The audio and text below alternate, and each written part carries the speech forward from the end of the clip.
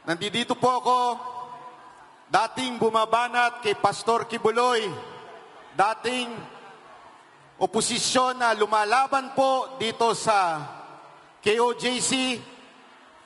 Pero nung sila po ay nagpaliwanag sa akin at pinakita nila ang ganda ng KOJC po, nakumbinsi po ako na ito si Pastor Kibuloy ay hindi lamang pang Davao.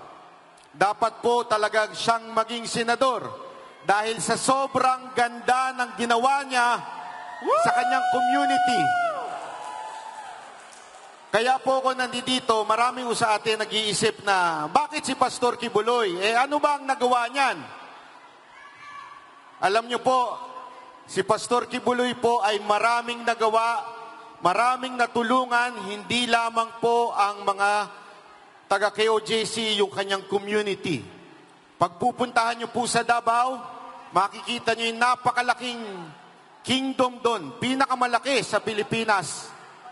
Yung kanilang lugar ay nasa Pilipinas na isang third world country, pero first world ang lugar nila. Kung makikita natin po ang mga ginawa ni Pastor, hindi lamang po yan. May Glory Mountain pa, Prayer Mountain, para po kayong nasa Japan sa sobrang ganda. Yan o yung sinasabi ng bangag na presidente na masamang tao daw. Paano ang isang puno magbubunga ng masama kung ito'y napakaganda, di ba?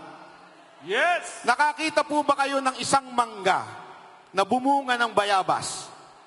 Malabo yun. Wala. O di kaya isang bayabas na puno, bumunga ng mangga. Wala.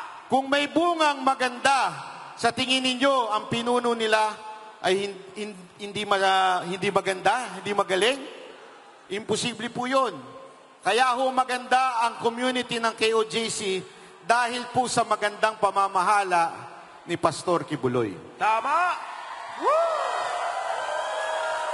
Kaya mga kababayan, sana ho, kahilingan ko lang, lalo na ho sa mga hindi taga KOJC dito, magsaliksik ho tayo. Huwag ho tayong maniniwala basta-basta sa kwento. Dahil ang tunay na fake news ay nanggagaling mismo sa Malacanang. Agoy! Ngayon nga, meron silang bayarang vlogger na nasa Malacanang. Bakit bayaran? Sinasahuran ng gobyerno eh. At sinasabi, yung panahon daw ni Pangulong Duterte magulo. Yung panahon daw ngayon ay maayos na. Naniniwala kayo doon? Hindi! Naniniwala kayo na maganda na ang peace and safety ng ating bayan ngayon? Hindi! Kung makikita nyo sa mga balita, di ba? Ang dami ho dyan, kaliwat kanan, mga bata, ginahasa, baby, ginahasa. Bakit? Dahil libre na ang droga ngayon. As in, madali nang makabili ng droga ngayon. Kaya mga kababayan, sana ho, dito sa darating na eleksyon, huwag nating pahintulutan na mapuno ng team bangag ang ating gobyerno. Sabi nila, di ba, ang PDP, mga inutusang bumili ng suka. Mas okay na yun kaysa naman inutusan ng rugby. Na bumili ng rugby, di ba? Kaya mas okay na po yung inutusan bumili ng suka. Bago po ako magtapos, gusto ko lang po i-acknowledge yung dalawang magiting na party list na nandito. Walang iba ho, siyempre, ang ating kaibigan na si Congressman Greco Bellica. Yan po ang nagpatanggal ng pork barrel. Yes! Na ngayon ay binalik.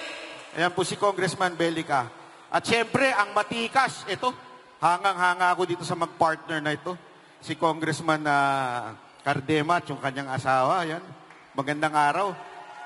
Di ba, bilib na bilib tayo dito di ba? Sila lang yung pumalag kay Romualdez, sa mga bataang aso ni Romualdez. Kaya, saludo kami ma'am sa inyo, sir. Duterte Youth pala. Duterte Youth, BG, Party List, at siyempre, si ma'am, ABP. Ayan po, ma'am. Hello po. So, ayun lamang po. Maraming salamat. Ako po si Banat Bay. Mabuhay po tayong lahat. God bless everyone. Lagi tandaan nyo, dalawang bagay. Dalawang letra. PP. Hindi po bastos yan, PP. Puso. Diyan tayo mananalo. Puso, ipaano talaga natin sa ating mga kapitbahay, kaibigan. Puso. Ibigay natin, ipakilala natin ng PDP. Pangalawa, panalangin. Okay? So let's always pray for our country. Maraming salamat po.